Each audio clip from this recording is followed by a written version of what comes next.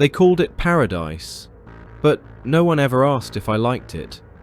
I remember the sound of the river before it had a name, the hush of the trees when the wind passed through them like breath. I remember Adam, his silence, his stillness, his rib.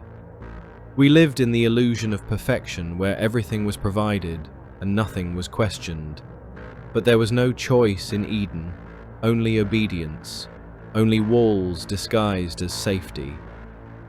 They say I fell, that I broke the world, that I listened to the serpent and doomed mankind. But I didn't fall, I woke up. I wanted to know, I wanted to see. And so I tasted what was forbidden, not because I was weak, but because I was hungry for more than silence and servitude. They say the serpent deceived me. No, he spoke to me. For the first time, something in the garden saw me, not as a shadow of man, not as a helper, but as a mind, a voice, a soul. Adam? He didn't resist. He followed. He always followed.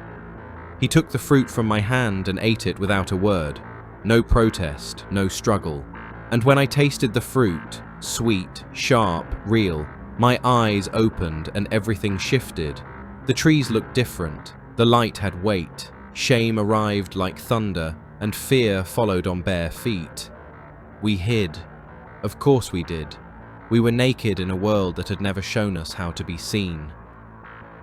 Then God called for us, not gently, and we came out trembling, already carrying the blame.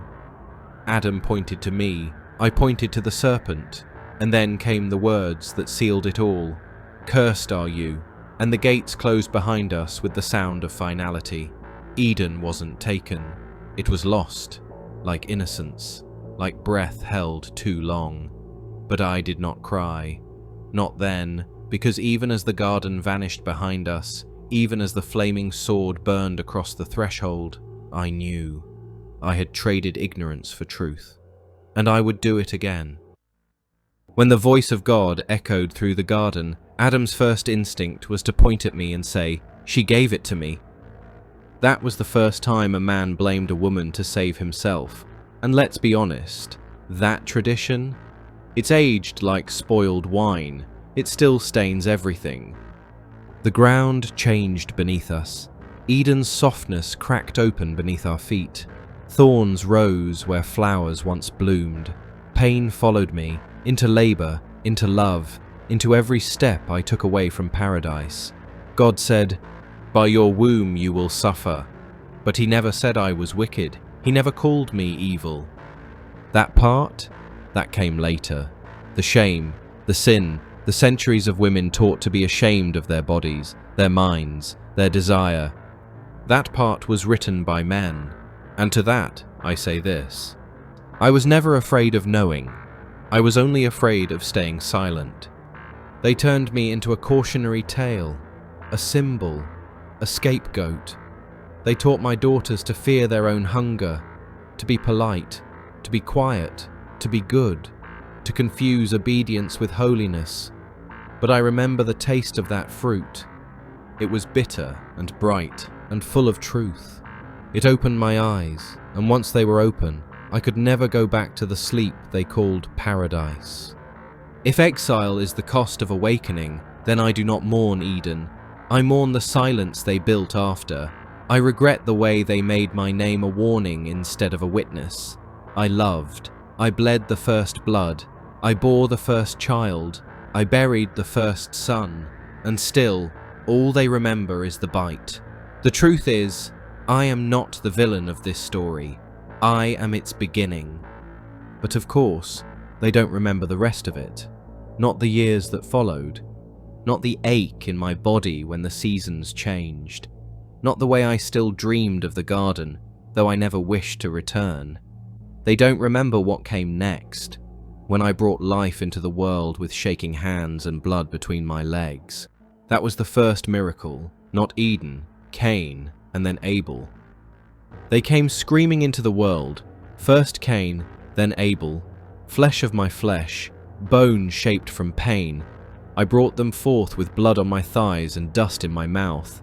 There were no midwives, no prayers, no songs to welcome them. Just Adam's trembling hands and my teeth clenched against the agony.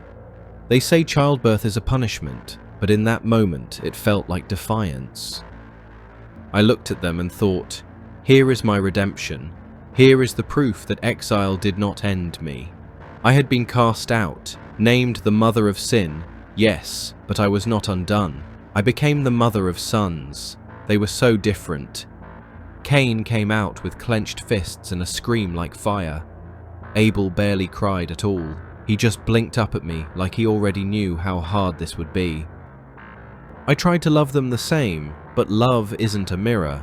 It doesn't reflect evenly.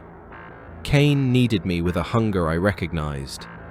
Abel trusted too easily, like Adam. He would give and give and give, and Cain would watch him do it, jaw tight, heart folding in on itself. I tried to tell them about the garden, not the beauty, but the rules, the silence, the illusion. I tried to teach them what I had learned in exile, that God listens but does not always answer, that love is not protection, that even innocence bleeds. I wanted them to grow with eyes wide open, to know, but knowledge, it doesn't come without pain. It never comes without pain.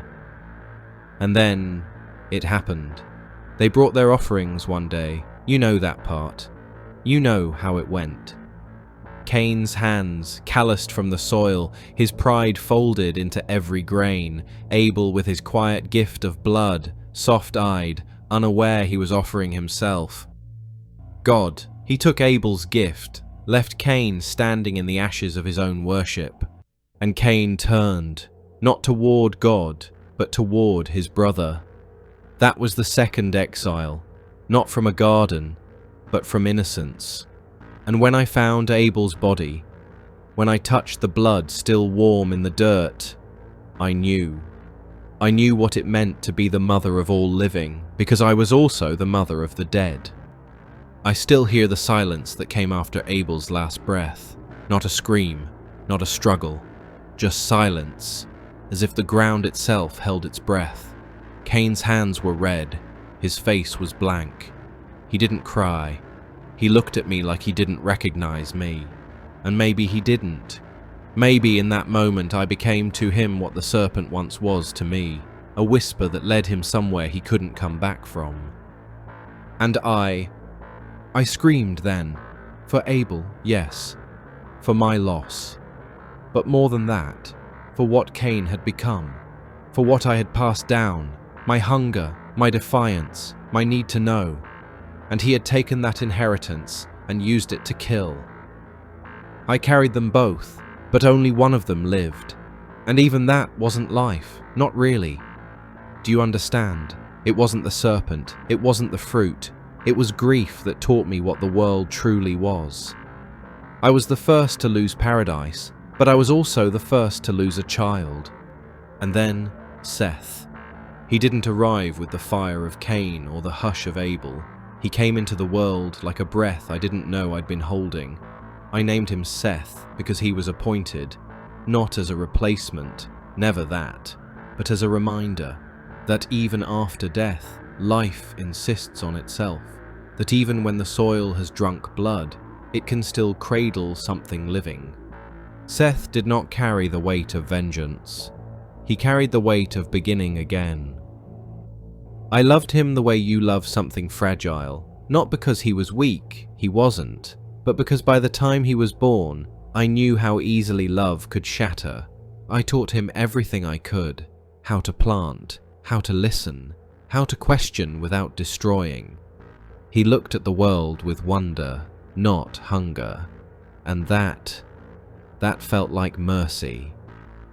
With Seth, I didn't forget Cain or Abel, but for the first time I remembered myself, not just as the one who was blamed or the one who buried, but the one who still had something to give. So when people say I was the mother of all living, they think of the beginning. But I think of Seth, of a child born after everything burned, a child who came not to replace but to remind me that the story doesn't end with exile or death. Not if we keep telling it. And I have. I still do. Because beginnings aren't made once, they're made again and again, each time we choose to love the world anyway. I have told you everything, not to be remembered, but to be understood. I was there at the beginning, yes, but I was not the end. They wrote me as the reason it all went wrong, but they never asked how I kept going. I lived through exile, through labor, through the murder of a son, and the curse of the one who killed him. I lived through silence, God's silence, Adam's silence, my own. But even when they erased me from the songs, the world still remembered my shape. I see myself in every woman who dares to want more, in every child who questions what they've been told, in every soul who chooses truth over comfort. They told you I was made for him, but I was made for the world. I bled into it, I bore it forward, and now I return to the dust not as punishment, but as completion.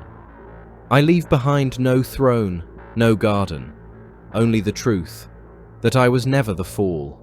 I was the first to rise, and even after everything, I would choose knowledge again, every time.